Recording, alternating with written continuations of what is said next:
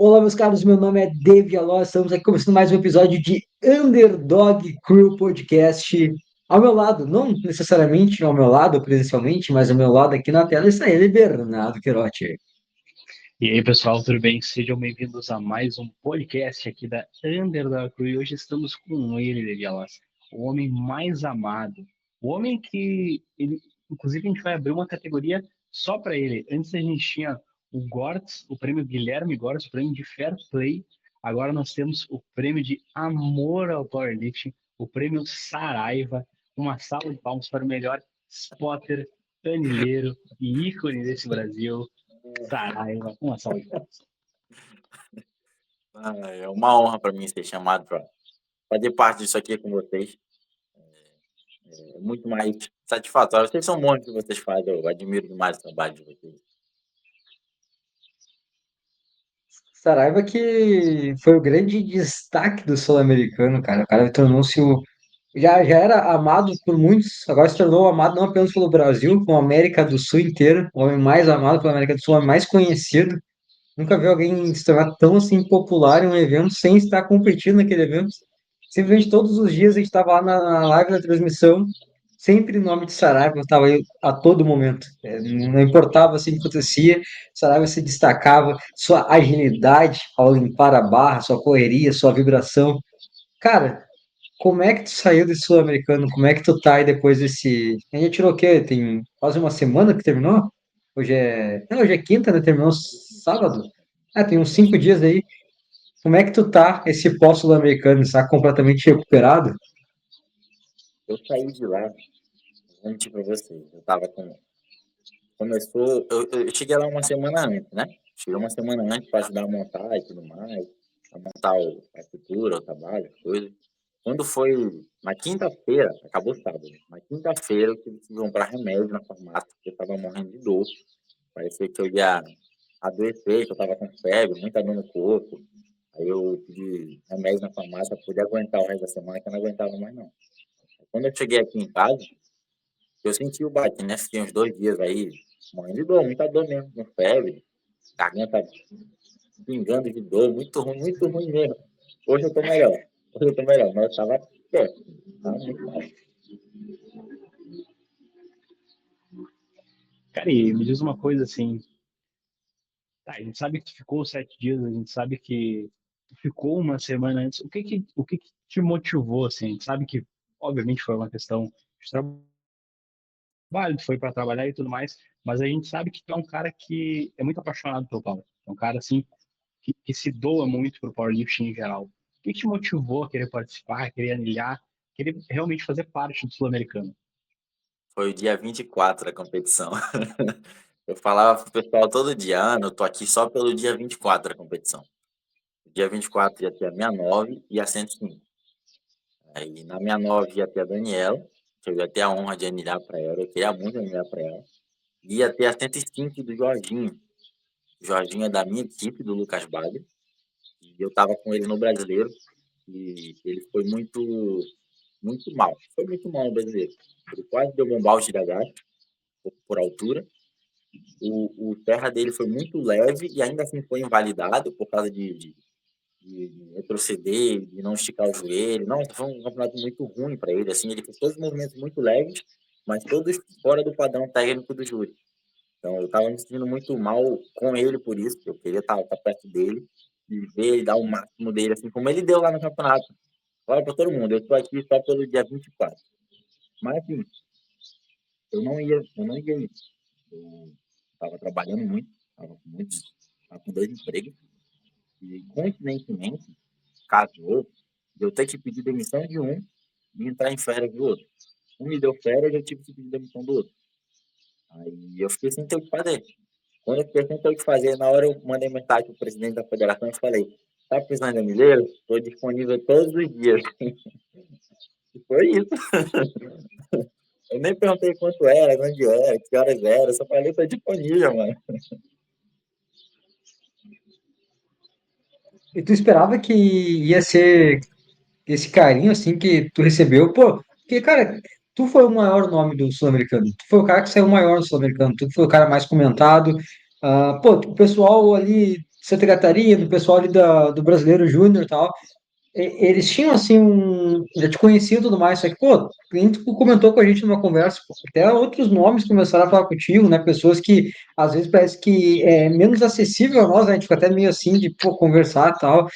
Tu se tornou uma pessoa conhecida por eles, todos eles elogiaram teu trabalho. Tu imaginava receber todo esse carinho do que tu teve em relação ao sul-americano, até mesmo das pessoas dos outros países em si. E eu vou me dar já outra pergunta. Como é que é o herói retirar a capa? Como é que está sendo o teu dia aí, tua vida pós-sul-americano? Caiu a ficha de tudo que aconteceu? Como é que foi toda essa experiência para ti? Mano, não esperava, né? Como é que eu ia esperar que chegar lá e. Não sei, eu não sei, eu não sabia o que pensar. Não sei o que pensar ainda, né? Eu só fui porque eu queria muito rever meus amigos, meu treinador, o pessoal que eu admiro muito pela internet, é sempre bom, cara. Em competições a gente reúne todo mundo, eu consigo ver a galera pessoalmente, conhecer eles de perto. Não esperava que fossem falar tanto assim de mim. Eu só, eu só gosto de caprichar, né? Fazer as coisas, ainda mais que por competição, que eu ia estar anilhando. E na competição, o que importa é o que está acontecendo lá no tablado, né? E o anilheiro é o cara que prepara tudo. Então eu só queria deixar tudo perfeito para ele. Não esperava que eles fossem gostar tanto assim, gostar tanto. Não esperava. Cara, e como é que é a tua perspectiva, assim, em relação a isso? Porque, assim, a gente sabe que teve um rebote muito positivo disso, como o David está falando. Então, um cara que agora é o anilheiro mais cotado do Brasil para estar nas competições. Como é que é a tua perspectiva, assim, em relação a isso? Tu pretende, como é que eu vou dizer? Porque a gente sabe que o Power, em certa situação, ele carece um pouco de profissionalização geral das coisas. A gente sabe que cada tarefa, como tu mesmo comentou, tem até uma frase que tu comentou, quando a gente estava almoçando, que tu falou, eu acho que foi uma pessoa que falou para ti, e que às vezes ele faz mais do que precisa, aí a tua frase foi, não, eu faço como eu gostaria que fizesse em caso eu fosse fazer o movimento. Isso aí é muito bonito, isso aí é uma percepção de atitude muito positiva em geral. E a gente sabe que esse tipo de atitude é algo que tende à profissionalização, porque é algo que começa a ser demandado. Como é que é a tua perspectiva em relação a isso? Tu pretende criar a equipe de anilheiros Saraiva? O que que é a tua pretensão com esse rebote que tu teve no Sul-Americano? Quando eu voltei, eu andei pensando muito sobre isso, né? Sobre a frase que eu falei, é porque o pessoal me questionava muito, dizendo que eu lambia muito a barra, que eu brigava muito com eles por não fazerem como era para ser feito. Aí eu falava, bom, quando eu vou competir, eu gosto de chegar, eu quero chegar lá e eu quero que seja perfeito na minha competição. Então, assim que eu quero que a minha competição seja perfeita, eu vou tentar deixar o mais perfeito possível para os outros atletas, para todos os atletas, assim, sem exceção. Então, eu queria arrumar barra para eles como se eu estivesse arrumando a barra para mim mesmo. É essa sensação que eu queria que o resto da equipe entendesse. Era por isso que eu estava tão caprichoso na hora de alinhar a barra e as coisas. Agora, sobre a equipe, a gente conversou bastante sobre isso. Eu recebi algumas mensagens sobre ir para longe, só que a gente, como é que eu posso explicar? Eles não valorizam tanto, né? Porque não tem como eu viajar tanto, porque eu preciso de um trabalho para me sustentar, para sustentar minha família, minha casa. E esse viajar, assim, prejudicaria o meu emprego, digamos assim. Eu ia ter que dar uma forma de sair do meu emprego para ir viajar e fazer o campeonato acontecer. Eu consigo fazer isso. Só que tem gente que não consegue. Gente que não consegue viajar, por exemplo, na nossa equipe. O pessoal que estava com a gente se conversou e só 3 pessoas estariam disponíveis para ir num gaúcho, por exemplo. O gaúcho ia ser agora, e eu conversei com todos eles e só tinha 3 pessoas que iam conseguir, sendo que um deles estava na dúvida ainda por causa do emprego dele.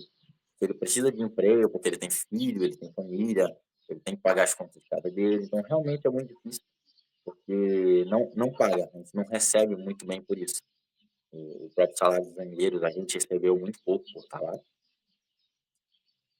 Não é uma coisa que, assim, vai sustentar a gente. É uma coisa que a gente conseguiria tirar por um extra e E é difícil, é uma coisa muito delicada. Eu pretendo sim criar uma equipe de anilheiros. Eu gostei do trabalho que a gente fez, gostei da repercussão que teve e gostei da federação e dos atletas terem gostado. Eu vejo isso nos atletas, o quanto eles gostaram da competição e o quanto foi uma boa competição para eles. E eu quero trazer isso para todo mundo, que isso se torne uma rotina. Porque imagina, o cara foi numa competição aqui em Santa Catarina que foi muito boa, aí ele vai competir o estadual agora em novembro e a equipe não é a mesma coisa. Ele vem empolgado, nossa, o último campeonato de Santa Catarina foi muito bom, estava tudo muito perfeito, aí ele vem e era outra equipe, gente nova que não consegue fazer, não, não vou dizer que não consegue fazer o que eu fiz, porque seria muita pretensão minha, né? Mas que não saiu igual. Aí ele fica frustrado. Porque, pô, no outro campeonato foi tudo muito melhor, tava tudo mais bem arrumado, foi mais rápido. Aí eu cheguei aqui, foi demorado, eu me aqueci muito rápido, perdi o time, porque demorou lá na frente e atrapalhou nisso. Eu cheguei lá, a barra tava toda torta, tava suja de sangue, porque não escovaram direito, essas coisas. Aí eu me preocupo com isso, porque eu quero que os próximos campeonatos no Brasil vão melhorando, sejam perfeitos, até porque competir bem reflete no futuro do atleta. Esse sul-americano, o Guilherme Gotti, por exemplo, que competiu super bem, vai refletir muito bem nele no Mundial, quando ele for. Se ele for, por exemplo. Os outros atletas que foram muito bem, acabaram se saindo muito bem no sul-americano, vai refletir nele nos próximos campeonatos, pela experiência que ele teve no sul-americano. Então, se eu conseguisse montar isso aqui para aumentar o nível do campeonato, da estrutura de campeonato do powerlifting no Brasil, ia fazer muito bem, acredito que eu faria muito bem para os atletas, com experiência para quando eles fossem para campeonatos internacionais. Porque é uma diferença bem grande, assim, por exemplo, com todo respeito. Mas o cara competir lá no. Bora botar. O cara vai competir no Pará, competiu no Paraná e competiu em Santa Catarina. E em São Paulo. Ele vai perceber que cada campeonato tem uma estrutura diferente e tem uma organização diferente, vai ter suas dificuldades diferentes, alguns com problemas, vários tipos de problemas diferentes. Aí ele vai competir um sul-americano lá no Chile, é totalmente diferente. Vai competir no Mundial, que é totalmente diferente. Então, eu queria trazer essa qualidade de competição para os atletas, para poder eles irem se acostumando com campeonatos internacionais no Brasil. Mais ou menos assim. Mais ou menos assim. Mas a ideia da equipe é realmente muito difícil por conta do trabalho e da disponibilidade de cada um. Então, encontrando pessoas como eu, que tem a coragem de, por exemplo, sei lá, botar um atestadinho no trabalho para ir no final de semana ali, fazer um campeonato acontecer, depois que teriam essa coragem, pô, a gente conseguia sim. Uma federação que teria a coragem de dizer, pô, vale a pena investir nisso para o meu campeonato sair bem. Porque tem isso, o caso de valorização do anilheiro, né, do transporte, o cara, por exemplo, se eu conseguisse uma equipe que viesse lá do Pará, aí o cara vir lá do Pará, a federação investir nisso, vai trazer uma boa competição do seu estado. Tem muito disso, há muito o que se conversar e há muito caminho para seguir, mas eu tenho fé que vai dar certo. Eu tenho fé. Essa questão é bem. Eu acho que é o grande dificultador, né, que a gente falou, porque se eu para pensar, são 12 federações estaduais, então são 12 estaduais que tu teria. Teremos aí, tipo, uns dois campeonatos nacionais, talvez se expanda a questão de ter campeonatos mais importantes ao longo do ano. Tem as Copas, né? Também são portas de entrada e acaba também. São eventos positivos que às vezes as federações elas não tem por que ter tanto investimento assim, porque é mais uma porta de entrada para as pessoas conhecerem o esporte aí, sim, quererem entrar cada vez mais, fazer mais parte. Mas tem que ver o quanto de investimento que tu vai querer fazer numa Copa para uma pessoa que está acabando de entrar. Às vezes é mais uma coisa de só para mostrar, mas como tu falou, né? Tu entregar uma competição de alto nível é importante. Então a pessoa, o primeiro contato dela ser extremamente positivo em relação ao dinamismo, até a parte da atmosfera criada para fazer o movimento é extremamente importante. conseguir fazer com que isso se torne algo, vire uma profissão de fato, né? Porque aí tu consiga se manter com o serviço de spotter seria um salto muito grande para o esporte de maneira positiva, porque estaria profissionalizando uma coisa que eu acho que uma questão muito importante que vocês tiveram, que agora que me veio isso aqui na cabeça, foi o fato de que vocês tornaram a parte ali de educar seu spotter algo importante ponto de vista das pessoas, porque normalmente sobrou, quem é que vai ficar ali de animar? Fico eu, tal. Ninguém quer ficar, cara. Ninguém quer ficar milhando, se fudendo ali, tá ligado? Tipo, pô, todo mundo faz ali, mas ninguém quer de fato ficar, o que sobra, entendeu? Quem pega, tá, eu vou lá, senão não vai ter campeonato, entendeu? E ele quando Agora, tu tornar, tu dar um protagonismo para isso, torna essa parte algo mais valorizada por todos. Torna algo especial, não fica mais aquela coisa, tipo assim, vai quem quiser ir ali e tal. Não, se torna algo mais valorizado e também mostra a importância que tem. Então, tu trouxe um valor para a função, trouxe um valor que está na cara, porque é algo extremamente importante, algo que garante segurança dos atletas, é algo que quando é bem feito, que nem fez o Sul-Americano, cara, o bagulho assim, ó, flui de uma maneira assim absurda, porque uma das coisas que as pessoas falam normalmente da competição de powerlifting é que às vezes é cansativo, porque é muito longo, eu não sei mais. Cara, o trabalho de vocês se tornou muito dinâmico a competição. Para nós que estava na narração, às vezes tem momentos que o campeonato está lento, a gente tem que ficar, pois é, vamos falar de alguma coisa. Não, a gente tá fluido. Era informação, conversar, tal, competição, porque a barra estava pronta já, o cara já ia começar o próximo cara a fazer o movimento, tornou muito dinâmico. Então, pô, vocês trouxeram uma valorização muito grande para a função, vocês trouxeram uma perspectiva comercial totalmente diferente, um fator que conta muito, um fator muito positivo que conta para vocês, assim, tornar isso algo comercial, tornar isso uma profissão e conseguir se tornar algo remunerado ao ponto de virar uma profissão para vocês. Talvez vocês consigam tocar isso e, pô, daqui a pouco faz trabalhos secundários ali, sei lá, trabalha mais a própria mídia e tal. É a questão das camisas, né, meu? Vocês são as únicas pessoas que estão ali toda hora na tela e vocês têm a camisa de vocês. Então, não existe uma homologação para a camisa dos anilheiros, entendeu? Então, não sei, talvez seja uma imagem que possa ser trabalhada, tá? Algum patrocinador, alguma coisa assim.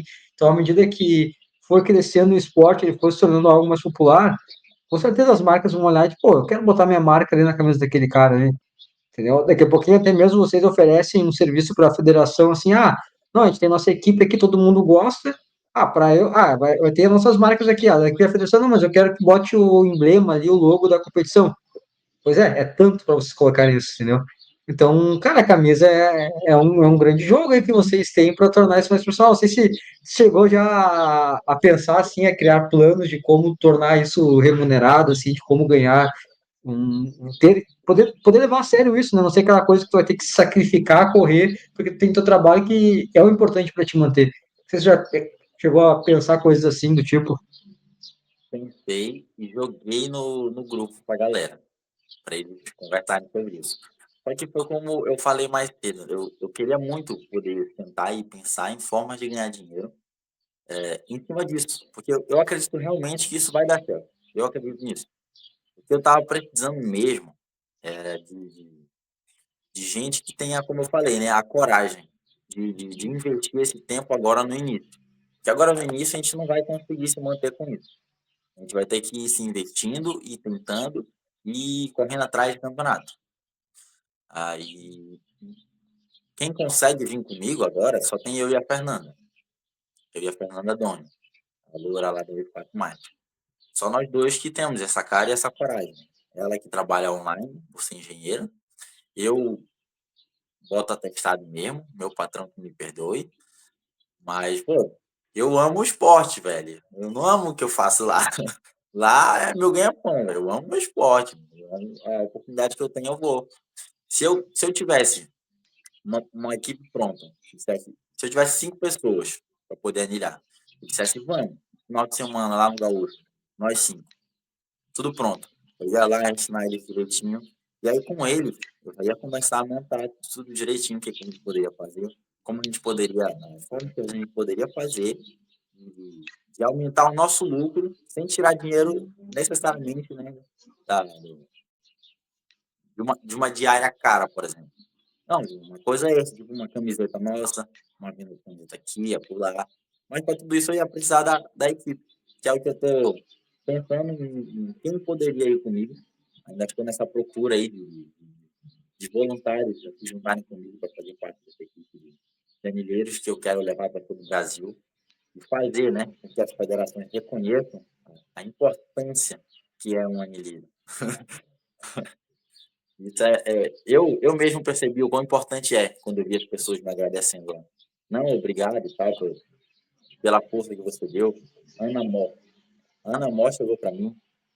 Eu fui cumprimentar ela, não chegou para mim, eu fui cumprimentar. Ana Mó, para mim, era uma lenda. Nossa, do equipado, Ana Mó é muito forte, pelo amor de Deus. Eu cheguei, Ana Mó, parabéns e tal, pela competição, você é muito forte. Aí ela falou para mim: existem poucas pessoas que eu gosto de ficar falando no meu ouvido enquanto eu estou competindo. Aí ela falou, mas vocês foram sensacionais. A Maiara também do equipado, falou para mim que tinha muitos quilinhos que subiam lá por causa do nosso apoio do lado dela. E me fez perceber o como isso foi importante. Vocês vão puxar a quantidade de falhas que tiveram no campeonato, foi muito pouco. Foi muito pouco de gente falhando no campeonato. E eu tenho certeza que foi por causa do apoio que a gente dava para os atletas lá. De movimentos invalidados, de falha.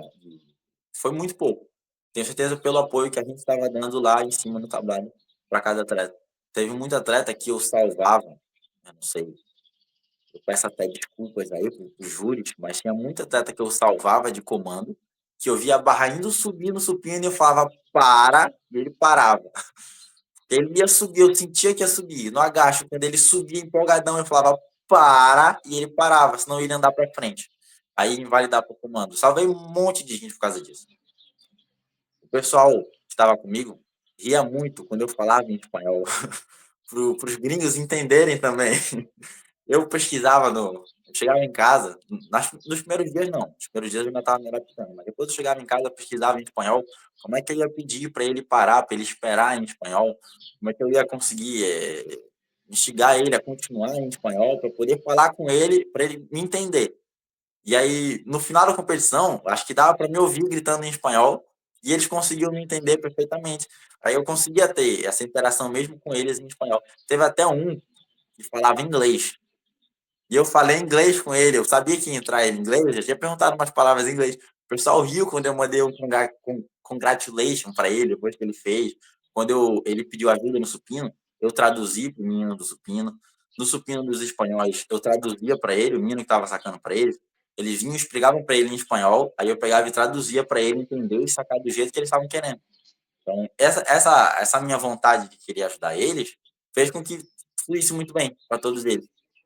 Mesmo os gringos conseguindo se comunicar bem na hora de sacar a barra, para que eles conseguissem entender. O gringo, em inglês, eu não manjava muito do inglês, mas eu consegui algumas palavras ajudar ele para ele se comunicar também. Foi tudo muito bom, graças a esse empenho. E essa é a importância do anilheiro lá, pô, muito importante. Queria muito que as federações reconhecessem isso e valorizassem. Valorizassem. Isso aí é outro ponto interessante, né? Porque geralmente, como o David falou, milheiro é uma função que a gente gera como se fosse uma coisa secundária. E geralmente fica uma merda, pior ainda, porque geralmente é quem vai competir. Ah, o cara vai competir, ele vai bem na manha ali para ele não se desgastar muito para as competições, mas no caso de vocês não. No caso de vocês deram uma vida. Mas ser anilheiro, ser spotter, não é só o cara botar as anilhas na barra como tá pedindo.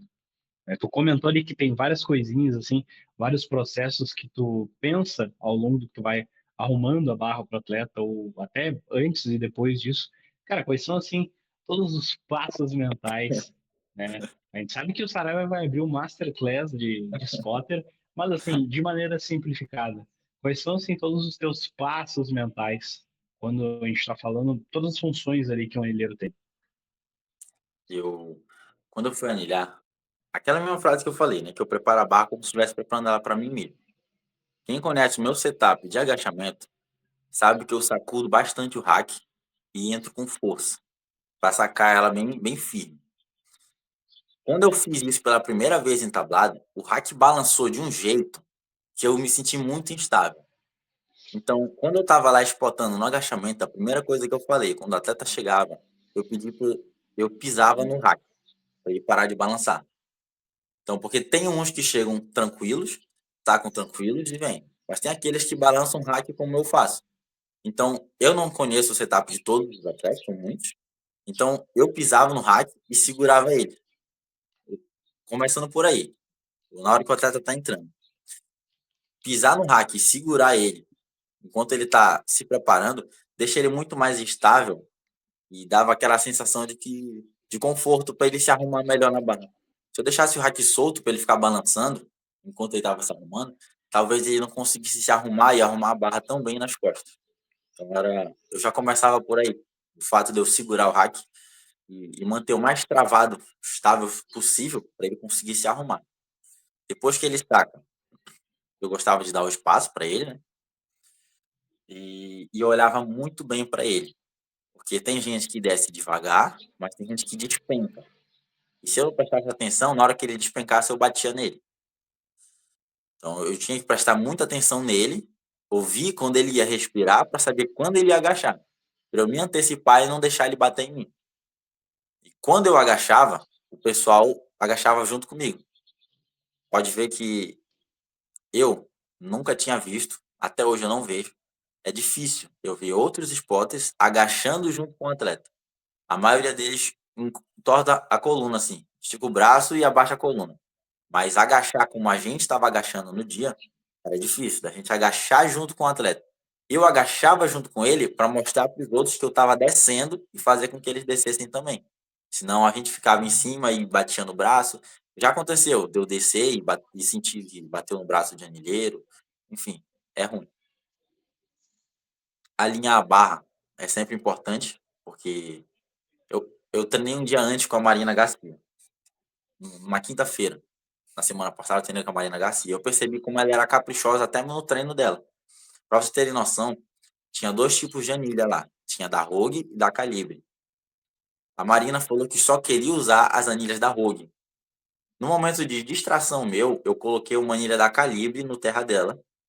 Estava treinando, estava botando as anilhas lá, eu coloquei uma anilha vermelha da Calibre. Na hora ela falou para mim, tira essa anilha daí, tem que ser da Rogue. Então ela pediu para eu tirar a anilha da Calibre e trocar pela da Rogue, porque ela não ia fazer com uma anilha da Calibre naquela barra. E eu percebi o quão caprichosa ela era e eu pensei, tem muitas outras gente que são assim, porque eu também sou assim. Eu tenho esse tique de tem que estar tudo igual. Então manter a barra alinhada para ele não, para ele só chegar, pegar e fazer, não pegar e olhar de arrumar a barra aqui, um pouquinho por lá, é importante. Deixa eu ver. No supino.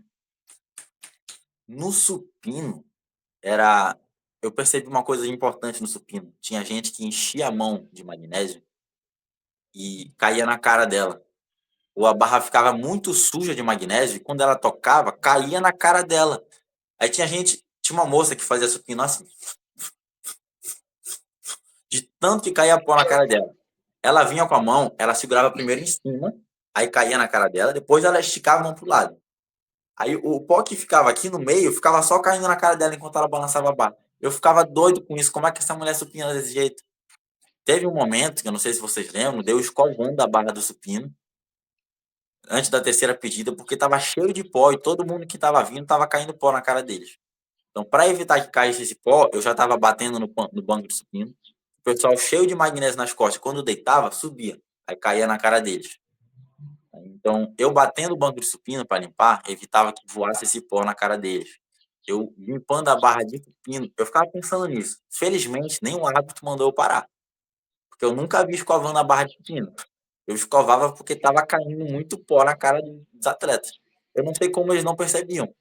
Não sei se algum deles chegou a perceber que eles se incomodavam com o pó caindo na cara deles, mas eu percebi lá do ladinho deles e escovava, passava o pano lá para ver se parava de cair pó na cara deles. No supino, o maior detalhe foi isso, de cair pó de magnésio na cara dos atletas enquanto eles supinavam.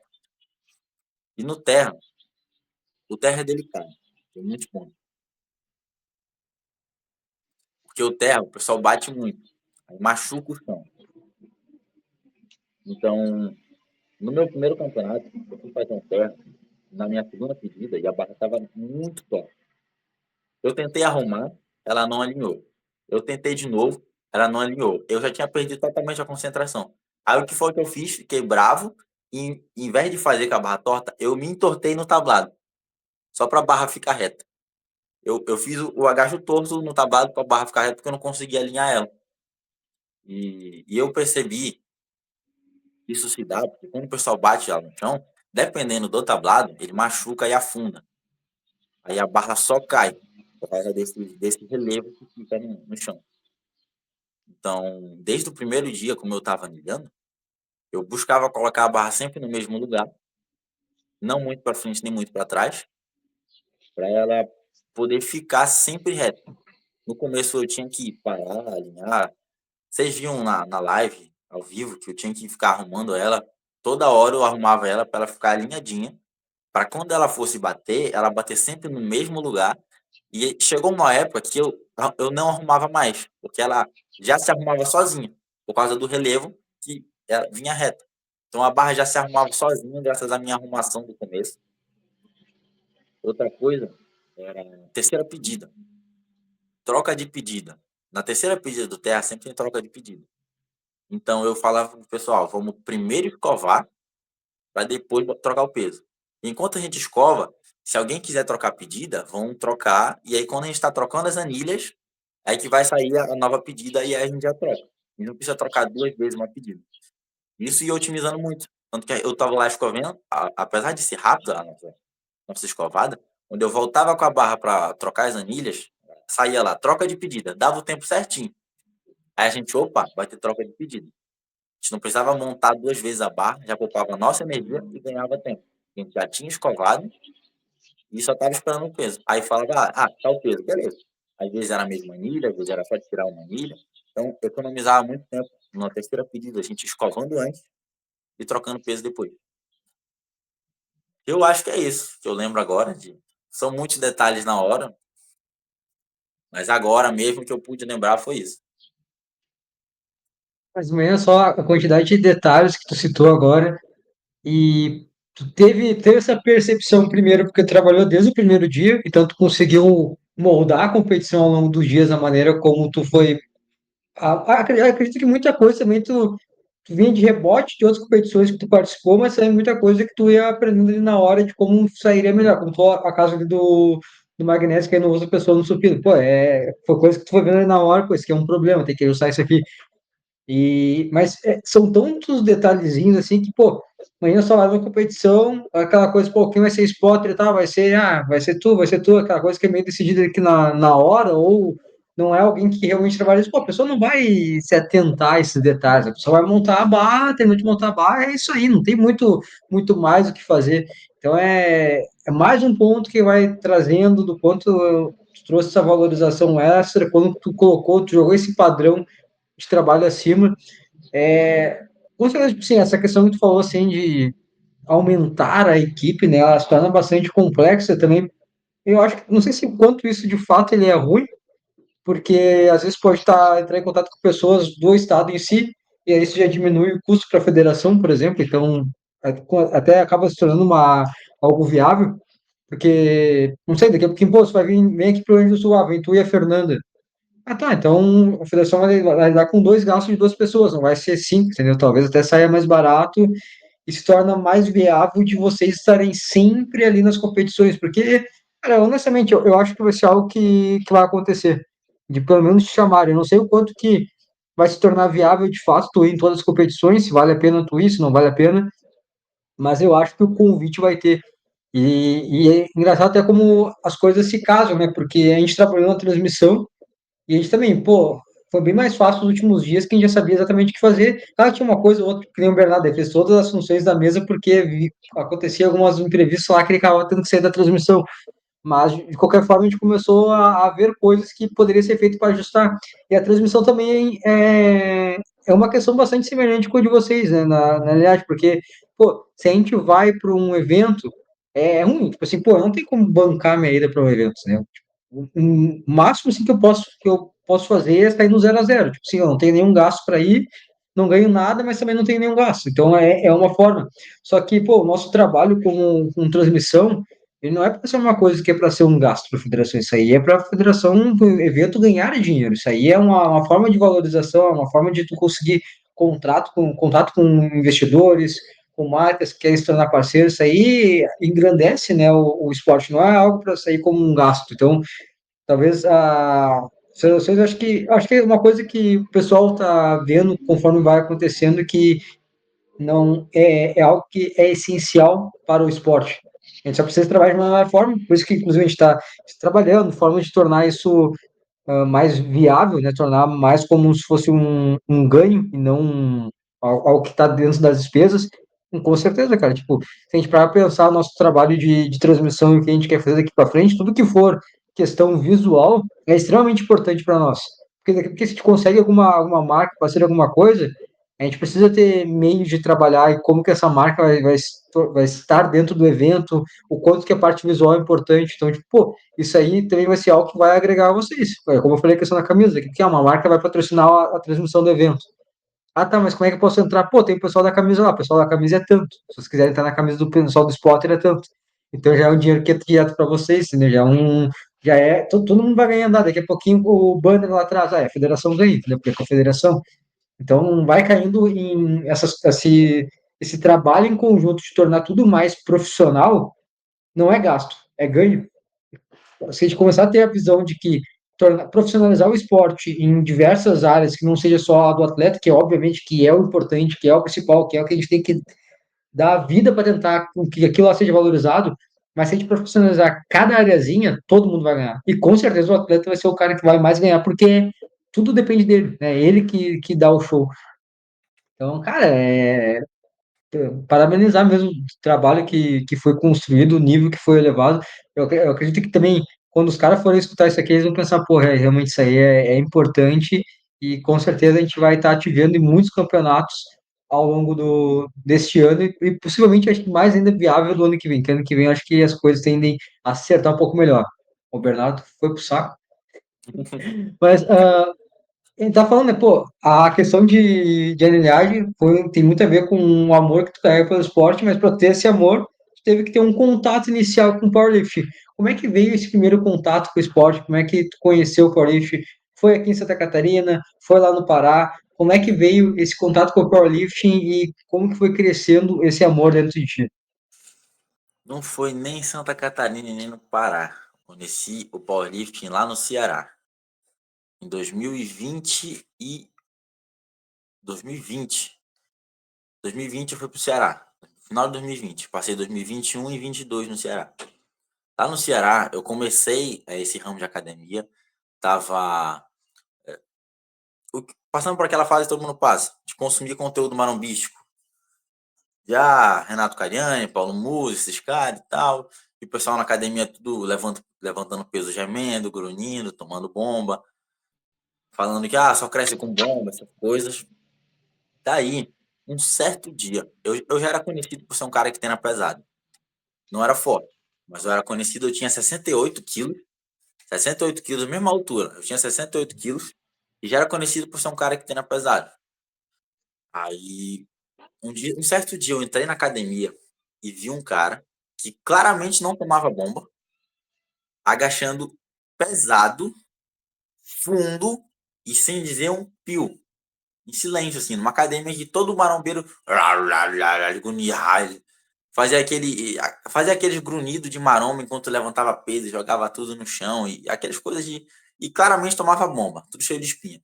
Não, eu entrei vi um cara normal, fazendo um agachamento bonito, pesado e em silêncio. Hoje eu sei que ele tava fazendo bracing, por isso que ele não gritou.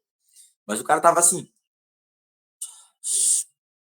E eu vendo aquilo, falando, meu Deus do céu, eu quero isso pra minha vida, mano. Eu quero ser assim. Por que esse monte de mongoloide aí estão gritando, grunhindo, carregando pouco peso, fazendo exercício feio? Esse cara tá aqui lindamente, quietinho. Eu achava isso lindo. Eu pensei, eu quero isso pra minha vida. 2022 lá no Ceará. Mas eu não entrei em contato com ele, não falei com ele na hora, só entrei no Instagram dele. Aí pelo Instagram dele, eu conheci o Wesley Five do Rio de Janeiro e o Banolift, que os dois eram treinados na época pelo David Menezes da Dog Team. Então, consequentemente, eu conheci o David Menezes. Aí eu mandei mensagem pro David, falei, David, eu quero fazer powerlift. Você me treina? Aí ele falou, claro que eu treino você. Você me dá uma data de uma competição e eu treino você. Aí eu pensei, ué, eu não posso treinar sem competição? Eu não falei nada, né? Mas eu pensei, ué, se não tiver competição, eu não posso treinar? Porque eu não sabia de nada. Eu não sabia como competir, aonde competir, o que, como, quando, onde eu achava a competição, eu não sabia. Mas eu também não perguntei para ele, eu só falei, tá bom, vou dar meu jeito.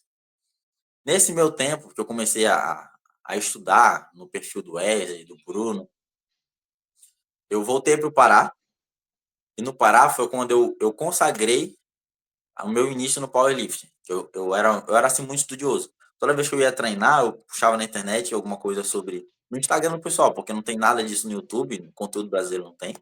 Então eu puxava no Instagram deles, ou perguntava pro Pedro, foi o cara que eu vi na academia, o primeiro que. Pedro Antônio, a pessoa que me fez procurar o powerlifting lá no Ceará, eu mandava mensagem para ele e perguntava, mano, como é que eu faço isso, como é que eu faço aquilo, como é isso, o que é arroba, o que é back-off, o que é top set, eu perguntava pro Pedro, porque eu não sabia. E ele ia sempre me ajudando e devagarinho eu ia aplicando nos meus treinos. Eu consagrei meu início do powerlifting em abril de 2023. Foi quando eu fiz o primeiro supino da minha vida. Eu odiava treinar peito, velho. Desde 2021 eu odiava treinar peito. Sempre pulava. E eu pensava, para eu ser powerlifter, eu tenho que fazer supino. Então, eu gravei esse vídeo, meu primeiro supino, e postei dizendo assim, eu consagro aqui o meu início na carreira de powerlifting, com esse supino. Eu odiava fazer supino. E ninguém tinha me dito nada na época. Que eu era muito estudioso, procurava muito saber, perguntava muito. Mas eu pensei, faz 2 anos que eu agacho, faz 1 ano que eu faço terra, estou começando a fazer supino agora. Para eu não ficar atrasado no supino, eu vou fazer supino todo dia, para ficar bom. E comecei a fazer supino todo dia até ficar bom. Eu agachava 3 vezes na semana, fazia terra 2 vezes na semana, segunda e sexta. Agacho era segunda, quarta e sexta também, e supino todo dia, supino todo dia. Na época eu não entendia nada sobre pausa, sobre variação, não, todo dia era top 7, todo dia era top 7. Era top 7 até, eu também não entendia o que era percepção de força, RPE, eu fazia até onde eu achava que estava pesado. Não, essa aqui pesou, vou parar. Era assim que eu treinava. E na época tava bombando aquela história do Anatoly, o faxineiro que levantava o peso dos maromba. Então, eu, que era magrinho, eu ainda era muito fraco, agachava com menos de 100 quilos, fazia terra com 120, 110. E aí o pessoal ficava, nossa e tal, tu parece aquele faxineiro e ficar levantando peso. Porque, diga-se de passagem, né? Mesmo eu sendo muito fraco, carregando menos de 150 de terra, agachando com 100 quilos, eu ainda era mais forte que a grande maioria da academia. E eu sempre me inspirava no que eu vi naquele dia no Pedro Antônio, que era agachar bonito e quieto. Para mim era tudo que eu queria. Eu queria que me olhassem para mim como eu olhei para ele naquele dia. Que olhassem, nossa, olha só que movimento bonito e pesado. Era o que eu queria. E aí, a minha mãe sempre quis ir para Santa Catarina, sempre quis morar aqui. E ela estava muito tempo atazanando, que eu já estava no Pará já tinha saído do Ceará. Estava muito tempo atazanando na cabeça, vai morar em Santa Catarina. Só que ela não vinha só, né? Os filhos dela tinham que vir para ela vir com a gente. E ela na minha cabeça, vai morar em Santa Catarina, vai morar em Santa Catarina. Aí eu lembrei da fase do David. Arruma uma competição que eu te treino. Não tinha federação no Pará na época. Pelo menos em 2023 eu não tinha achado uma federação. Se tinha, eu não sei. Mas eu não tinha achado. Eu tinha achado a ACLB em Santa Catarina. E ela na minha cabeça, vai para Santa Catarina. Eu pensei, putz, lá tem a ACLB, velho. Eu vim só por causa da Série B que eu tô morando em Santa Catarina. Não tava no Pará até hoje. Eu não gostava de Santa Catarina. Mas pela Série B eu pensei, vou dar uma chance para lá. Aí quando eu cheguei aqui, e quando a federação soltou o calendário de 2024, eu mandei mensagem pro David, falei, David, julho de 2024. Pode agendar aí que vamos começar a treinar. Aí ele mandou lá os negócios tudinho, fez a ligação comigo, me explicou como seria. Eu fiquei muito triste porque eu queria que o David me treinasse, que ele era quem eu conhecia, mas ele falou que não tinha vaga com ele, e aí ele me passou pro Lucas Bagre. Na época eu fiquei, putz, não vou treinar com o David e tal, nem sei quem é Lucas Bagre, não sabia. Aí começamos a treinar, né? Começamos a treinar, a gente começou a se dar bem. Eu fui o David me chama, o Lucas me chama de primogênito dele, dizendo como quem eu fui o primeiro aluno dele. O primeiro aluno dele foi o Gui, que treina na academia dele. Só que o primeiro aluno online dele, assim, que veio do nada jogaram pra ele, ó, tu vai treinar esse otário aqui. Era eu. Aí, ao vivo, a gente conversava assim o treino inteiro, que eu era o único aluno que ele tinha lá. Então eu mandava o primeiro aquecimento e ele já respondia: "E aí, mano, como é que tá? Tá aquecendo? Como é que tá? Manda os vídeos". Aí eu mandava os vídeos e ele já ia me orientando. Então a nossa interação era muito boa e era durante o treino inteiro. Ele me respondia assim ao vivo. Eu ia evoluindo muito rápido. Eu aprendi muito com ele nessa época. Tenho certeza que ele aprendeu muito comigo também, que às vezes ele deixava eu subir um pouquinho o peso porque eu insistia. Eu dizia que estava bem, mas não estava. Aí ia dando algumas merdas durante o treino que ele ia deixando. Aí com o tempo ele foi se aperfeiçoando como treinador e eu como atleta, nós dois juntos. E foi tudo muito bom. Mas conhecer o esporte, eu conheci no Ceará, em Quixadá, interior do Ceará. Eu morava lá, vendo um gordinho agachando assim com muito peso, quietinho, em silêncio e bonito. Foi quando eu me encantei assim, falei, eu quero isso pra minha vida. Muito bom, velho, muito bom. E como é que foi a tua primeira competição? Você nos contou aí toda a tua trajetória até chegar nesse ponto e aparentemente a tua primeira competição ela é um ponto central da tua virada de chave power. Como é que foi essa tua primeira competição? Como é que foi até a questão do acompanhamento com o Bagre nessa primeira competição? Se ela foi tão afinco assim, nos conte um pouco. Na primeira competição, ele não estava comigo. Ele não, ele tinha poucos alunos. Ele, quem estava comigo era o Arthur. O Arthur é de Balneário Camboriú. O Arthur acompanhava o Lucas Bagre e eu marcava nos treinos o Lucas. Aí o Arthur me via treinando, se inspirou e entrou para a equipe, que foi muito orgulho para mim, né? Um dia eu fui treinar e o Lucas Wagner mandou um print falando: olha, para te alegrar o teu treino, para te motivar hoje. Era um print do Arthur falando que me admirava muito, me achava muito forte e queria entrar para o time. Pô, isso me alegrou demais, velho.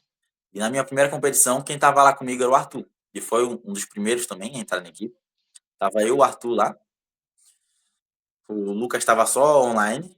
E o Arthur, ele teve algumas coisas que me deixaram assim, triste na hora de competir. Ele perdeu a minha segunda pedida de terra. Aí, vamos começar devagar. Eu tô falando do terra. O Arthur tava comigo. Quando eu cheguei lá, eu não conhecia ninguém. Eu entrei na Brusque, com o Gabriel Brusque, na Brusque Team. E aí, o atual campeão era da Brusque, que era o Victor Santos. Ele era o atual campeão. No mesmo ano, ia ter Rafael Turcati, que todo mundo falava que era a lenda do deadlift. O cara ia puxar 300, estavam falando lá, o cara vai puxar 300. E Gabriel Corrêa. E Leonardo Francescon. Era a luta dos três. Leonardo Francescon, Rafael Turcati e Gabriel Corrêa, que iam brigar, ia ser a briga dos caras no pódio, ia ser a briga do pódio. E o Vitor Santos, que era o atual campeão. Então eu cheguei, o primeiro a cumprimentar foi o Léo, dava na fila da pesagem, o Léo conversou comigo e tal, bate foto com todo mundo. Correia de boa, Rafael de boa. O Vitor estava comigo. Aí eu fui de estreante e de júnior. Começamos de boa. Eu não lembro exatamente de todas as pedidas, mas a minha mais pesada foi 185. Eu fiz 185 de agacho na primeira competição, que eu invalidei por comando. Eu levantei, fiquei feliz pra caralho, guardei a barra e saí gritando. Aí invalidou por comando. Ficaram muito bravos comigo. Aí invalidei por comando, beleza. O supino, eu fiz 110 de segunda pedida. A terceira foi 115, mas eu retrocedi a barra. No terra, eu abri com 190. O Arthur perdeu o tempo de dar a segunda pedida. E aí eu fiz a segunda pedida com 192,5. E foi aquela que eu falei para vocês, que a barra estava torta. E aí eu tentando arrumar, não conseguia. Aí eu só fiquei torto no tablado. Eu não me arrumei, não arrumei a barra. Eu fiquei torto. Eu fiquei em diagonal junto com a barra no tablado. E levantei em diagonal. Joguei ela putaço no chão e fui embora. Tava puto, porque ele perdeu a minha pedida e a barra ainda tava torta. Aí, porra, eu tava putaço, mano. Daí o Lucas Bagni mandou mensagem pra mim. Eu gosto de competir sem celular. Fico longe de rede social. Aí o Arthur chegou pra mim e falou: pega o celular que o Lucas quer falar contigo. Aí o Lucas falou: você tá muito perto do terceiro lugar. Tava muito perto do terceiro lugar. Ninguém sabia quem eu era lá. Eu era só mais um estreante. Tava muito perto do terceiro lugar. E ele queria saber se eu queria arriscar ou se eu queria fazer o último terra. E na hora eu falei, não quero arriscar. Eu falei, não quero arriscar, não. Eu quero só fazer o último terra. Porque o meu objetivo era fazer 482,5 total. Eu queria, 482,5 total. Por quê? Porque tinham me dado uma tabela de índice para ir para o Campeonato Brasileiro. E para eu bater o índice de ser convocado para o Campeonato Brasileiro, eu tinha que ter 482,5 total. Era só o que eu queria, não queria pódio, não queria nada. Eu queria 482,5 total. Como eu tinha falhado o 185 de agacho, por causa de comando, e retrocedi a barra do 115 no supino, para eu fazer 182,5, eu precisava de 205 de terra. 205, era isso, mano. Muito fraco. Ele falou, se eu fizesse 212,5 e o Leonardo Francescon não fizesse o terra dele, a gente ia empatar e como eu era leve, eu ia ganhar. Aí eu falei, não, eu só quero 482,5. Aí eu peguei, comecei a chorar. Depois eu corri lá pro Arthur e falei, Arthur, bota essa porra aí que eu vou fazer. Pode botar que eu vou fazer. Aí ele falou, tem certeza? Eu falei, bota que eu vou fazer. Meu treinador falou que eu consigo, então eu consigo. Aí eu fui lá e fiz. Subiu muito bem, subiu muito bem. O Francisco fez o dele também. E aí eu fiquei em quarto. Mas depois do fim da competição, veio o Franciscon me cumprimentar, falar que eu vou dizer assim, depois ele disse se é verdade ou não. Ele falou que ele se cagou, porque, mano, eu achei que eu ia perder pra ti, não sei o quê. Cara, tá muito forte. E eu falando, caraca, mano, quem diria? Eu nem tava ligado na competição dos caras, nem via número, não via placar. Só queria, minha primeira competição, eu só queria fazer 432,5, só tava focado no meu ali. Não conseguia olhar pro lado, olhar o pessoal, o adversário, não via nada. Aí veio o Francisco me cumprimentar, dizendo que eu sou forte, não sei o quê. Veio o Turcati, preocupado com o agacho dele, que ele não batia altura. Aí veio conversar comigo, não sei o quê. Foi muito bom. E aí, depois do campeonato, eu fiquei de staff com o pessoal lá atrás, ajudando eles a competir. E eu fiquei com a calça preta, com singlet, a medalha por baixo e a camisa aí de singlet lá, ajudando o pessoal de singlet. E todo mundo pensando, quem é esse maluco que tá andando de singlet por aí? Competiu ontem, tá andando de singlet. Todo mundo me chamando de maluco, porque eu tava andando de singlet pra lá e pra cá. Alguns elogiaram, nossa, tá da hora e tal. Mas a maioria me chamava de maluco porque eu tava andando de singlet pra lá e pra cá. Pô, minha primeira competição eu tava feliz demais, velho. Com a medalha de primeiro lugar, eu peguei primeiro lugar na estreante. Fiquei em quarto na junho, mas peguei primeiro no estreante.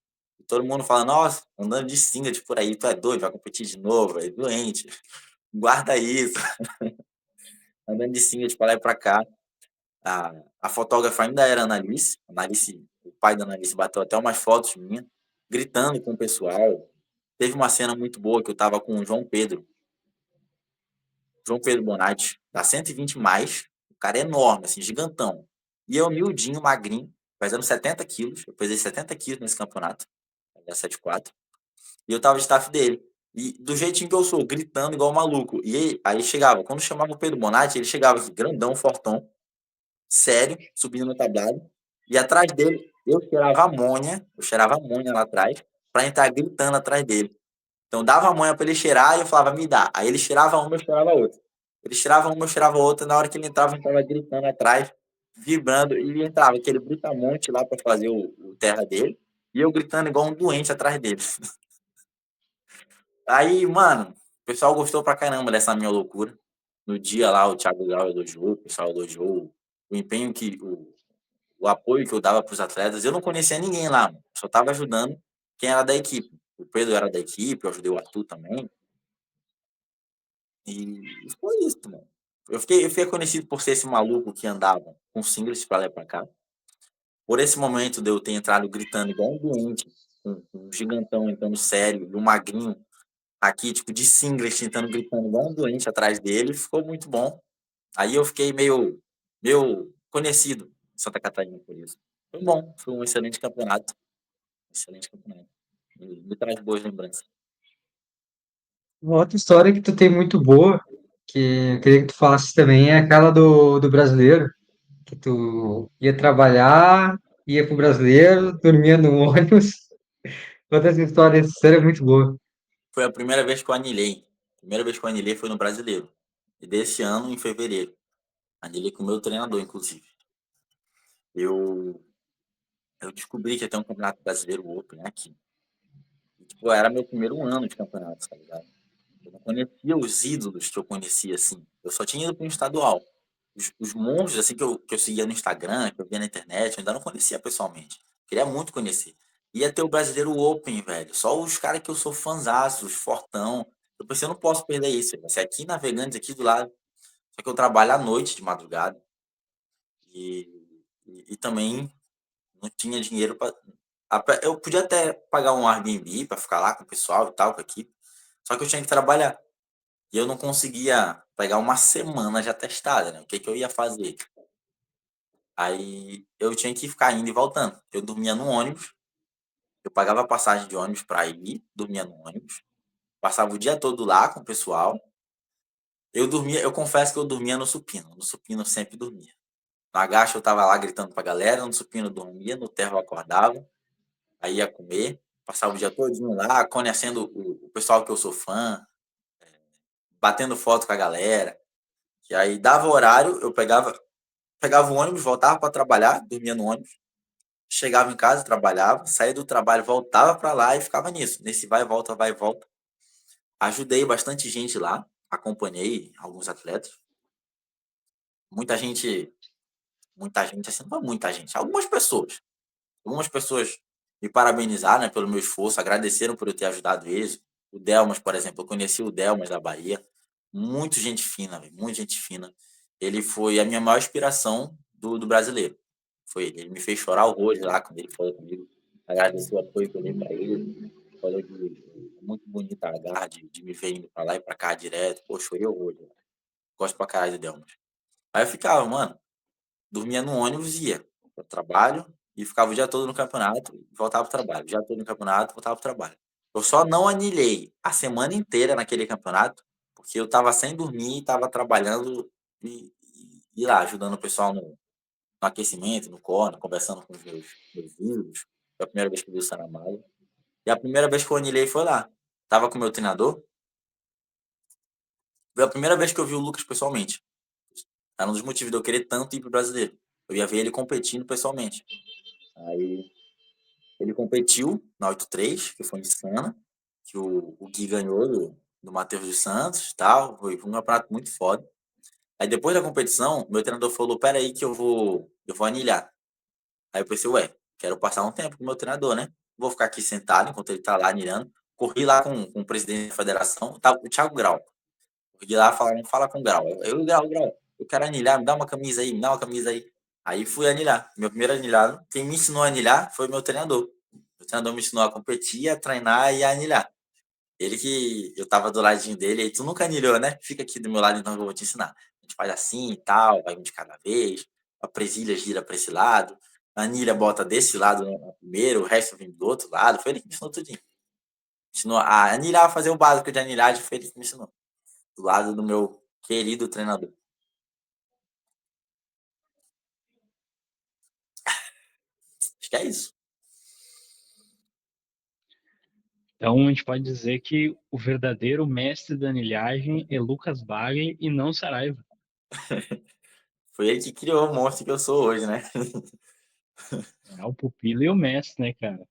Cara, assim, a gente já ouviu um pouco da tua trajetória inicial do Power. Agora a gente já contou a tua história icônica no brasileiro como anilheiro, como staff, como ajudante da competição, mas como atleta brasileiro, porque a gente sabe que tu já participou de duas competições, entre elas um estadual e um campeonato brasileiro, que foi o Brasileiro Júnior desse ano também, né? Então, Saraiva, nos conte um pouco sobre a sua preparação desse campeonato brasileiro, por favor. Cara, esse brasileiro foi muito ruim. Foi péssimo, assim, foi péssimo.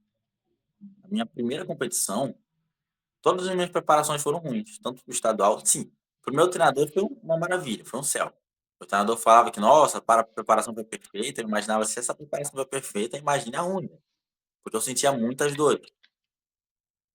No estadual já passou, né? Vamos falar do brasileiro. No brasileiro, eu acho que a minha primeira lesão foi logo depois do estadual, no início do ano, no início de 2024, eu machuquei.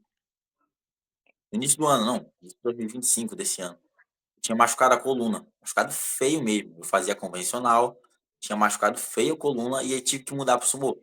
Tava com muitas dores, não conseguia nem abaixar para escovar a boca na pia. E já começou assim, já começou assim. Aí beleza, a gente foi melhorando, foi tratando, foi ficando bom. Mudei pro sumô, fui evoluindo, ok. Aí eu tive vários problemas no tornozelo. Eu ainda jogava bola, né? Eu ainda cometia o erro de jogar bola e tentar ser atleta de powerlift. Desisti, porque não dá, eu machucava muito o tornozelo, o joelho. Parei de jogar bola, porque estava sentindo muitas dores. Aí eu rasguei o adutor 2 vezes nessa preparação, o esquerdo. Eu só me inspirei para continuar, porque eu ouvi uma história do Eduardo Saramago, que competiu mundial com um adutor ruim, estourado. Aí eu pensei, pô, se o cara foi lá competir um mundial, eu consigo competir um brasileiro. Mas a competição que ia ser em abril, eu rasgar o adutor, tive problema na coluna, não tive o picking. Eu não tive picking no brasileiro porque eu tava com dor. Na época que eu ia começar a fazer o picking, eu fiquei com dor na coluna e ainda rasguei o adutor. Aí não tive picking, fiquei só treinando leve até o campeonato, que para mim foi muito triste, né? Que eu tava esperando, empolgado pelo picking, aí eu vim e me machuco pouco antes do campeonato. Tava com dor na coluna, dor no adutor, meu treinador falando calma, que a gente vai limpar e vai chegar no campeonato novo. Mas fica aquela coisa na cabeça da gente de que, pô, tá doendo, como é que vai ser lá? Não treinei nada pesado, eu não fazia ideia de quanto que eu ia levantar, porque eu não fiz nada pesado. Eu falhei com 200 quilos. Eu, foi inclusive um dos maiores motivos das dores. Eu falhei com 200 quilos, que eu trabalho à noite. Teve um dia que ia ser feriado e a academia ia fechar cedo. Aí, ao invés de treinar no meu horário normal, eu saí do trabalho e fui direto treinar. Tomei um energético, fiquei ligadaço, fui treinar e pensei, tô bem. Botei os 200 quilos e não subiu. Nessa que não subiu, depois eu fui fazer um terra convencional, que tava na planilha. Aí senti a pontada nas costas. Me fudeu todinho. Fudeu todinho, eu fiquei morrendo de dor, morrendo de dor. Tomei 3 injeções na bunda e, e eu continuava treinando. Na época o pessoal falava para eu parar, porque eu estava treinando dopado, por causa das injeções. Tipo, eu treinei e no dia seguinte eu estava treinando de novo. Tipo, muita dor, não conseguia andar, não conseguia vestir a roupa. Não conseguia nem vestir a roupa para ir treinar. Aí eu fui lá, tomei as 3 injeções e fui treinar. Aí o pessoal tá maluco, tá treinando dopado de medicação. Quando tu para de treinar, tu vai ficar. Não vai nem conseguir andar de dor. E eu pensava, não, se eu não tô sentindo, não tá doendo. Se não tá doendo, eu tô bem. E ia treinar. Ia treinar de boa, meu treinador. Algumas coisas eu não contava pro meu treinador. Eu só falava quando tava doendo e quando não tava. Ele falou, tá doendo? Não, então eu vou treinar. Não falava que eu tava dopado, não na hora, né? Só falava depois. Aí é isso, foi uma preparação muito difícil de dor, de dor. No brasileiro foi ruim porque eu tive que lidar com muitas dores que eu senti na coluna e no adutor. E aí eu cheguei no brasileiro. No brasileiro, eu tive um problema muito grande que foi o que me fez parar de treinar. Tô 5 meses sem treinar. Vou fazer o sexto já. Que em fevereiro, o campeonato foi em abril. Em fevereiro eu comprei um apartamento aqui em Joinville. Eu iniciei o processo de comprar esse apartamento em Joinville. E eu não deveria ter ido para o brasileiro. Só que eu queria muito, meu treinador queria muito. Era um sonho meu de atleta, de progredir no esporte e tudo mais. Mas eu não devia ter ido para esse campeonato. Fui, gostei muito, não me arrependo de ter ido, iria de novo, mas não era para eu ter ido. No meu 215, calma, vamos devagar. Eu cheguei lá, né? Cheguei lá. Eu chorei muito antes do agachamento, porque em preparação eu falhei com 220, 200 quilos, né? Botei 200 e falhei. E eu ia abrir com 195. Eu não lembro se eu chorei na primeira pedida ou na segunda. Mas eu, antes de entrar, eu comecei a chorar, assim, muito, muito, muito. Tem uma foto minha que eu tô assim, que eu postei algumas vezes. O meu treinador falou pra mim, ele falou, mano, para de chorar que eu vou mandar uma foto tua no grupo da galera aqui agora. Pegou e bateu. Ele não sabia o que fazer pra eu parar de chorar. Eu tava chorando igual muito lá. Aí ele só pegou o celular e falou, para de chorar que eu vou mandar uma foto tua aqui agora. Aí pra ninguém me ver chorando, eu peguei, fiz careta, fiz muque e foi. Aí ele só falou, mano, chora o que tiver pra chorar, respira e eu quero que tu entre no trabalho de cara limpa. E foi isso. Meu maior problema no brasileiro foi o agacho, porque eu tinha falhado aqueles 200, tinha me machucado muito nele. Aí eu tava com problema, eu não conseguia bater a altura, porque eu tava com medo de voltar a sentir dor. Aí meu primeiro pedido de agacho foi alto, foi invalidado pelo júri, porque foi alto, e eu não fiquei sabendo. O júri falou, eu estava distraído, o meu treinador não me contou que tinha sido invalidado, mas ele aumentou para 202,5, se não me engano. Aí eu não sabia que a primeira tinha sido invalidada, ele estava com medo de eu tomar bomb out, e ele só falou, mano, vai e desce, não se preocupe, pode afundar. Mas eu não sabia que tinha sido invalidado. Fui lá, fiz a mesma coisa, pau, subi, foi igualzinho. O primeiro foi igualzinho o segundo. Por algum motivo, o júri não invalidou. Talvez eu tenha descido um pouco mais nessa, ou o ângulo que eles pegaram dessa vez, ou algum anilheiro ficou na frente, não deu para não invalidar. Mas a minha primeira, na minha opinião, a primeira e a segunda de agacho foi igual, só que a primeira o júri invalidou e a segunda não. Daí na terceira ele botou 215 e a CPR, e eu consegui fazer um bom agacho. Consegui fazer um bom agacho.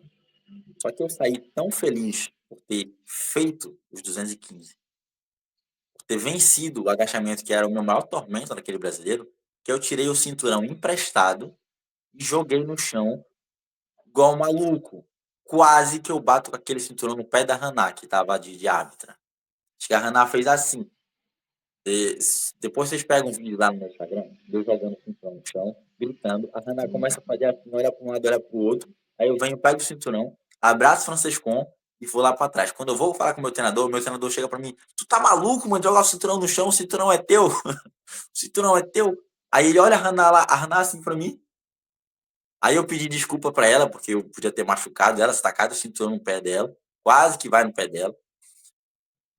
Eu até falei que se ela invalidasse meu movimento por causa disso, eu acharia justo, sabe? Então hoje, desculpa, Haná, foi sem querer, foi na pura emoção. Eu descobri depois que eu quebrei o cinturão quando eu joguei no chão. Quando eu joguei no cinturão, o pino que trava, o dentinho dele, que pá, quebrou um desses dentinhos. Eu taquei ele no chão, quebrei o cinturão. Então, isso foi o que me quebrou e que me fez parar futuramente, né? Porque eu tinha acabado de dar entrada no apartamento, eu tinha que pagar esse apartamento. Depois, futuramente, tive que descobrir que eu ia ter que pagar esse cinturão homologado por abençoado que tinha emprestado. Então, eu tive que comprar um cinturão, além de bancar a viagem, a estadia, bancar meu apartamento, as despesas de casa, eu tive que comprar o cinturão pro rapaz que eu quebrei. E eu comprei numa boa. Eu quebrei, né? Supino. Meu supino no campeonato foi muito fácil. Muito fácil, podia ter sido melhor, podia não. Mas a minha meta no brasileiro era 600 quilos de total. Porque no estadual eu fiz 500 quilos. Aí do nada eu botei na minha cabeça que eu ia evoluir 100 quilos de total um campeonato pro outro. Então era o que eu queria. Os 500 no estadual e eu queria porque queria fazer 600 no brasileiro. E no terra, no meu final era só isso. Eu só queria fechar os 600 de terra. Eu fiz 242,5 válido na segunda pedida. Para fechar 600, eu precisava de 255 de terra. Pediu. E foi o momento mais assim, que até hoje o pessoal brincava comigo. E toda vez eu postava uma foto, olhando pro nada assim, lembrando daquele último terra. Uma foto me olhando pro horizonte, uma música triste e eu lembrando do último terra. Toda hora eu postava isso. Porque eu não queria saber quantos tinha na barra.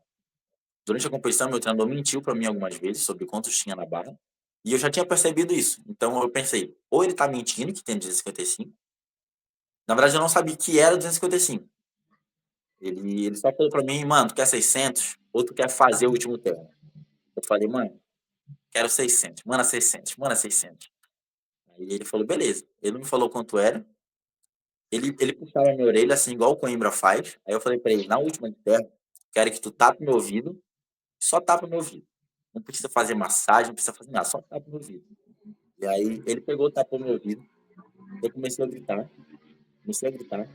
Cada respirada é um grito que eu soltava e na hora eu não percebi. Mas conforme eu ia gritando, o pessoal que estava conversando na arquibancada parou para ouvir o grito. O pessoal que estava aquecendo lá atrás parou para olhar o grito. E sem querer, assim, juro que foi sem querer, todo mundo parou para querer saber quem era o doente que estava gritando igual um doente lá atrás. Ainda nem tinha entrado no tablado, estava gritando igual um maluco. Aí o cara mete barra ponta, aí eu entro. O meu jeitão de entrar, inspirado na grande lenda do Elmas, né? Eu entro com os braços para cima aqui, bem quietinho. Todo o terra eu entro gritando, maluco e tal, mas no último terra eu entro bem quietinho com o braço para cima. Aí eu entrei. Quando eu abri o olho lá para fora, mano, tava geral gritando. Eu vi muita movimentação lá. Eu não esperava que nesse brasileiro eu fosse tão bem recebido. Tipo, era meu primeiro brasileiro, meu primeiro campeonato nacional. Eu nem sabia que eu era conhecido e eu abri o olho assim, vi muita gente gritando e de mão para cima comigo. Eu fiquei, que isso, mano? Eu tenho que fazer.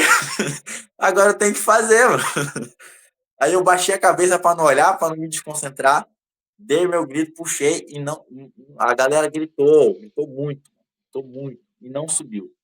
Eu só conseguia pensar, mano, gastei a voz da galera à toa, mano. Ai, meu Deus. Não subiu os 600. Até hoje, né, agradeço demais o carinho por todo mundo que estava lá e torceu por mim. Eu não nem imaginava que o pessoal podia torcer tanto por mim. Nem imaginava que o pessoal sabia quem eu era. Mas, graças a Deus, inevitavelmente, eu chamei muita atenção gritando igual um maluco. É isso, esse foi o brasileiro que me fez pagar um cinturão. E o futuro? Qual é o futuro de Saraiva como atleta de powerlifting? O que que tu tá pensando daqui para frente? Quais são os teus planos? O pessoal perguntou bastante quando é que tu vai voltar a competir. Qual é o futuro de Saraiva enquanto atleta? Mano, eu me acho muito alto, muito magro. Eu quero ir para. Eu tô na 83 agora, competi um 83 leve. Eu competi o brasileiro na 83 com 78 quilos. Depois de comer igual um maluco, que eu tava pesando 76. Então, eu queria preencher a 83, mas não estou muito preocupado com isso, com categoria, com pódio. O pessoal fala, mas a 93 vai ser competitiva para ti, porque tem o Guilherme Godes, tem o Menditt, tem o Remisdorf, e quando eu for para Open vai ter o Coimbra, vai ter o Rottweiler. Então, pô, o pessoal sempre pergunta para mim se vale a pena por eu ser fraco, porque eu sou fraco. Aí eles, vai ser competitivo bastante para ti? E eu, mano, eu gosto de ir lá e fazer o melhor de mim. Eu quero estar bem comigo, eu quero estar feliz competindo. É o que eu quero, competir feliz da vida. Se pintar um pódio, pintou, igual como foi no estadual. Eu estava preocupado com os meus números, no brasileiro também, eu só queria fazer 60, não fiz. No estadual, eu só queria fazer 432,5. Tive a chance de arriscar um pódio, quase consegui. Por 2,5 kg eu não fiquei em terceiro lugar no estadual. Mas não foi, e eu fiquei feliz da vida, foi um campeonato excelente. E é o que eu vejo de mim, né? Meu sonho, claro, o sonho de todo atleta é participar de um campeonato mundial e vestir aquele singlet do Brasil, que é lindo pra caramba, de estar lá com o pessoal e ver o pessoal gritando Brasil pra gente, né? Nossa, é bom demais. Todo mundo já sonhou com isso, é bom demais. Eu quero um dia ter essa oportunidade, vou treinar, vou trabalhar muito para isso. Vou subir de categoria, vou para 93. Se couber peso, vou para 105. Se eu achar pouco, eu vou para 120. Vou botar peso na carcaça aqui, vou subir de categoria sem dó. Eu gosto da experiência de competir leve. Eu poder chegar, comer à vontade, não precisar ficar me restringindo comida ou restringindo água. Gosto de competir leve à vontade, como se eu estivesse passeando e me divertindo. Já viajei, vi meus amigos legais, comi de boa, normal. Competi, fiz força pra caramba, gritei igual um doente, bati foto com a galera. Eu competindo sozinho, apesar de às vezes chorar por causa das preocupações pessoais e tal. Mas eu quero subir de categoria, pelo menos na 93, pelo menos. 83 não sou muito, muito alto para 8.3, ainda acho isso. Pelo menos dar 9.3 e competindo. Vou voltar a competir só no estadual do ano que vem, esse ano eu não vou. Por motivos de que eu tô muito fraco. Ainda tenho que me readaptar e tudo mais. Aí tô com essa rotina de nova casa, nova distância. O lado que eu tô, da minha cidade, não é bem estruturado de academia, só tem academia ruim aqui perto. Então eu tenho que atravessar a cidade para pegar uma academia boa, que me dá 3 horas a menos do meu dia. 1h30 para ir, 1h30 para voltar. E aí eu tô estudando como que eu vou fazer isso para poder voltar da melhor forma possível a treinar. Eu tô muito agoniado com isso, doido para voltar de vez e tacar peso. Tacar peso no corpo, pra ficar grandão, 9.3, buscar o Guilherme Góes. David Alós, quer puxar algumas perguntas que deixaram para seu Saraiva? Basicamente, todas as perguntas que fizeram foram as que a gente acabou de fazer. A única coisa que mandaram aqui que eu não falei foi a Dani, que mandou um. Ela falou, deixa eu ver se eu acho aqui primeiro a mensagem completa que ela mandou. Que foi mais um. Não é uma pergunta, né? Até botou aqui, ó. Não é uma pergunta, mas falem para o Saraiva que eu amo ele e tenho orgulho dele. É isso. As perguntas em si, todas já em algum momento a gente falou ela e tudo mais, mas basicamente essa é a fala. Cara, queria. Não sei se o Bernardo tem mais alguma coisa. Quer fazer mais alguma pergunta, Bernardo? Não, isso é só no particular agora. Particular. É que eu sabe daqui a pouquinho tá dando o horário ali, então, cara, queria agradecer demais pela tua presença no podcast. Foi muito boa a conversa. Ah, cara, o que tu fez no Sul-Americano foi o ponto alto. Não é à toa que todo mundo tá falando sobre isso, porque de fato foi o ponto alto. Tu provou que tu ama o esporte, porque o cara ele se dedica em diversas áreas e não necessariamente só de competir. Eu acho que isso que é mostrar que é um esporte de fato. O cara tá lá na linhagem, já como spotter, que é uma coisa que o pessoal fica, não quero fazer, não sei o quê, mas tu foi lá, fez com vontade, todos os dias, tu entregou a mesma energia.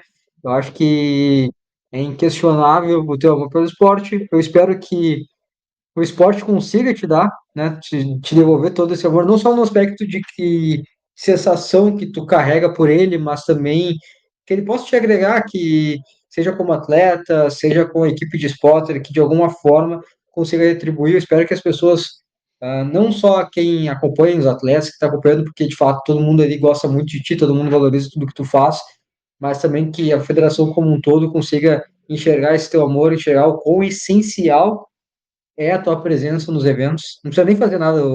O Sarai vai ser nosso novo de pedreiro. Ele vai chegar lá, vai só falar uma meia de coisa e tal, falar. Vai chegar todos os eventos de singlet lá, calça lá, falar uma meia de coisa, é isso aí. Vai ser só presença VIP, mas que o pessoal enxergue isso aí também, o teu valor, e que tu esteja presente em. Cara, espero que tu esteja em todos os eventos, porque realmente engrandece demais e faz muita diferença para todo mundo que está competindo, para todo mundo que está assistindo, para a gente que estava ali comentando, para todo mundo. O teu trabalho é muito essencial, a tua presença, a tua energia que tu entrega.